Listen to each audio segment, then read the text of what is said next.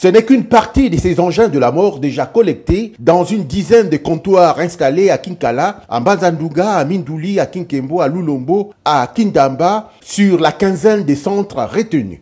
Des armes collectées et rachetées dans les zones affectées par les conflits dans le cadre de l'opération en cours de ramassage des armes illégalement détenues par les hommes de l'ex-chef rebelle Toumi dans le département du Poul.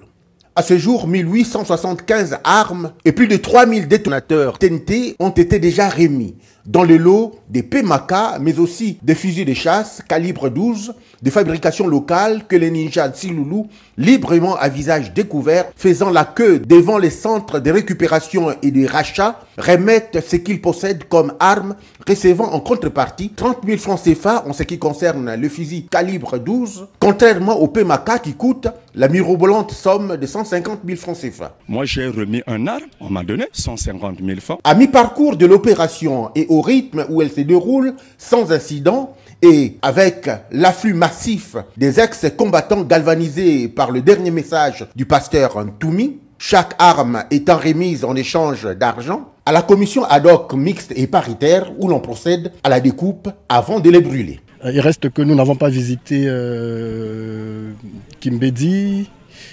Madia, Kibwende et Vinza.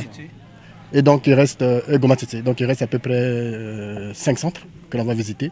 Mais pour le coup, déjà, sur les 10 qu'on a visités, 1875 armes, c'est pas rien. La collecte dépassera les estimations, reconnaît le président Séraphin Ondélé de la Camp à l'issue de la visite en vue de s'enquérir de l'évolution de l'opération. Il y a un afflux extraordinaire au point que la commission est obligée de demander très respectueusement une petite rallonge au gouvernement en termes de temps et en termes de moyens. Sur place, outre l'opération ramassage et rachat des armes, avec le retour de la population sur place, il se réalise également une autre opération, celle de l'identification et de l'obtention des cartes nationales d'identité. Quand on avait fui la guerre, on avait perdu les actes de naissance plus le livret. C'est pour cela qu'on est venu ici pour avoir les cartes d'identité. Signalons qu'une fois terminée, cette opération sera suivie d'un programme d'aider pour les ex-combattants qui est élargi à la population civile fortement affectée par le conflit dans le cadre d'un projet signé le 31 août à Brazzaville